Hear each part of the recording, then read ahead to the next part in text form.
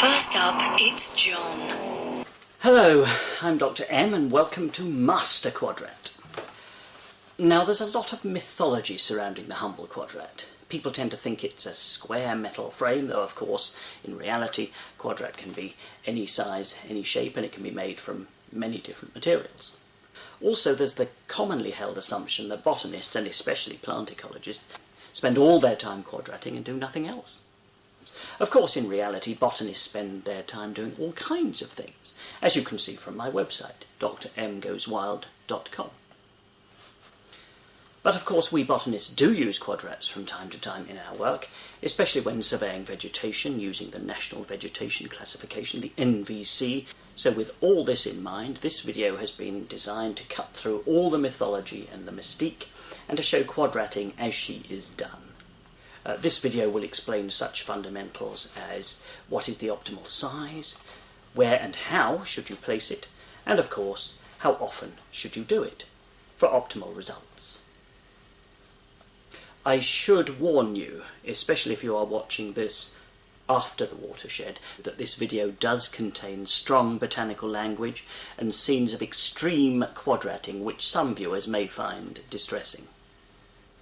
And you should also be aware, as the end of the video shows, that after a long day's quadratting, almost anything can happen. Well, you have been warned. So, now for your botanical pleasure, Dr. M presents Master Quadrat.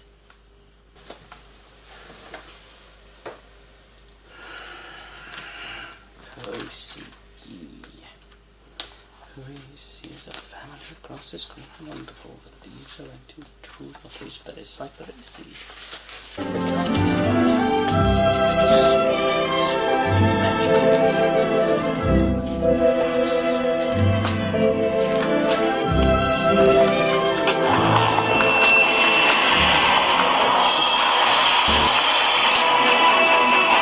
These contestants have battled against each other for weeks. This is their last challenge. This is it, guys. Treat us today. Spoil us. It's there for the taking. Here we are at the scene of the quadrat. 2010, date please. 20th of May 2010. Altitude. Location. Kinnock Cove. Kinnock Cove? Not Kinnock Cove. Kind of. Thank you. Thank you. Are you excited? Don't we? Can't wait. Oh well, I need to get botany eye out. You will need botany eye because this is a quadrat and a half. Sir, Yeah? can you give us your immediate reaction to this quadrat? I'm overwhelmed and overcome. You are, and I can see you are doing the scientific stuff with the GPS. Excellent. And Sir, Professor, what led you to this particular quadrat? They need a challenge, and this is certainly it. Right, okay. How do you think they'll perform?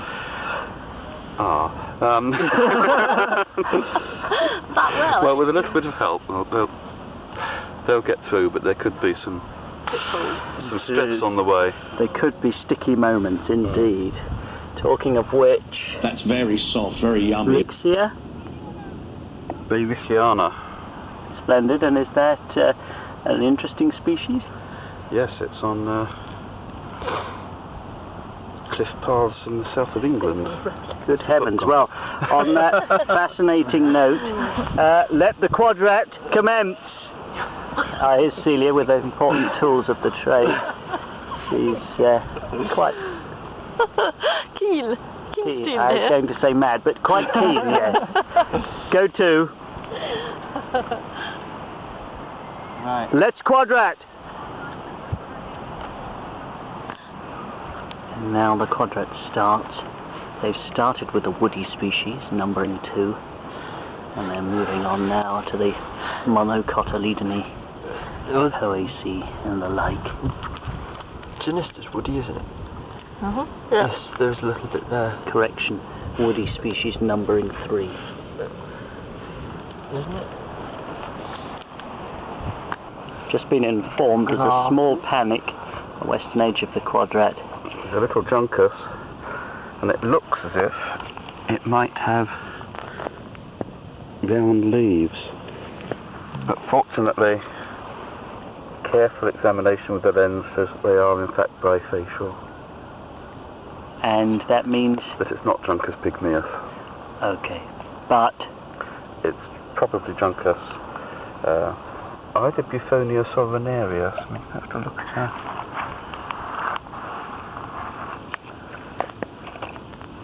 So the initial Juncus shockwave has receded a little towards one of the commoner varieties.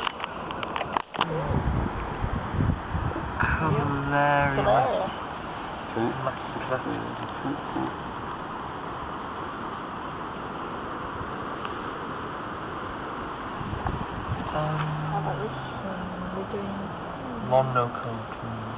What's this one with big whiskers? Like the oracles, hairy oracles. Yes. Is that Parahemus? No. No. You might think it was Agrostis in the shape of the leaf, but it's shiny on the back, it's slightly keeled, and it's got very big hairs on the auricles. Great big ones.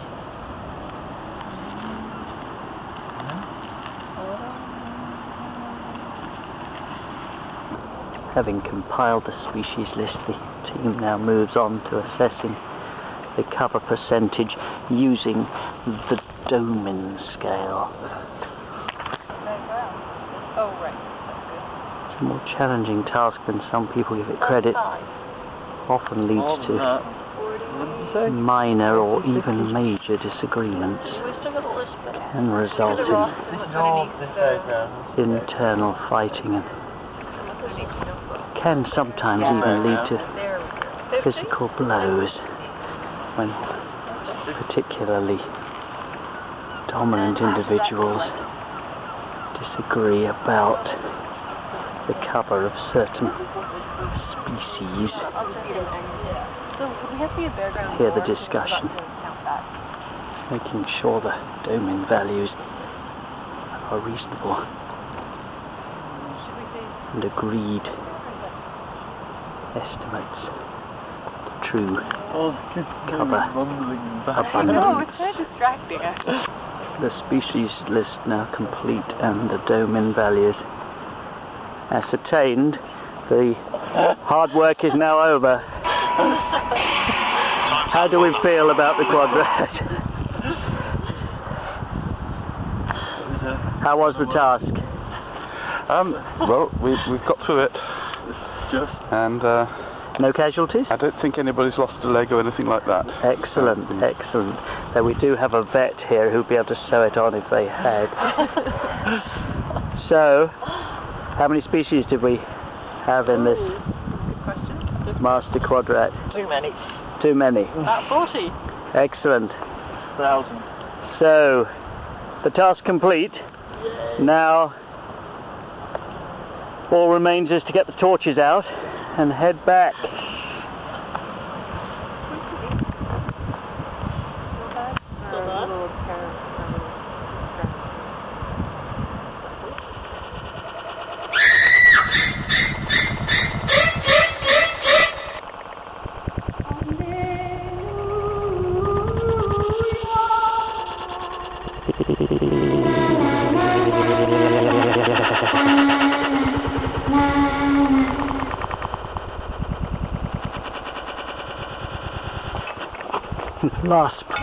Jonathan in last place, but he's just catching up on scene.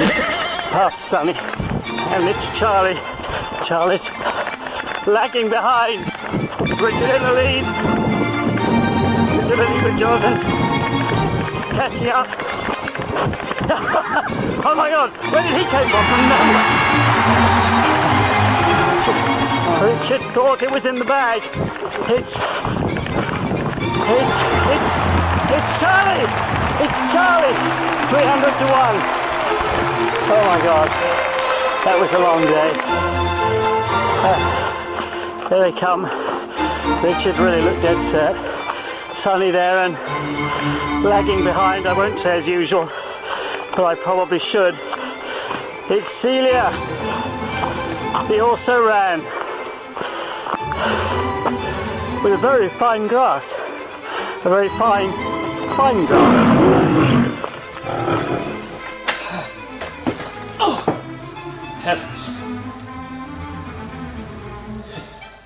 That was quite a run. The best botanist one, I guess.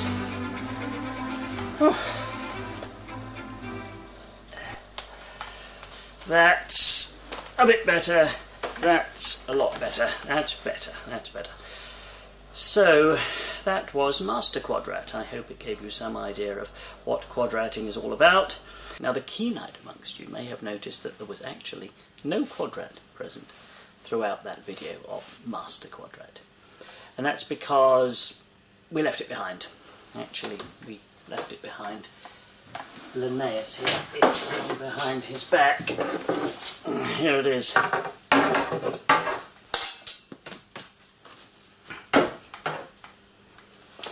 However, with experience, it is actually possible to do quadrat surveys without a physical quadrat.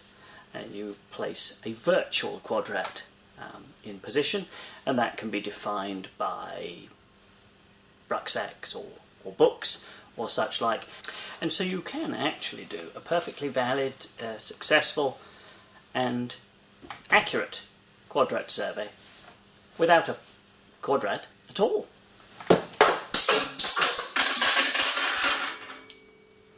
So there you go.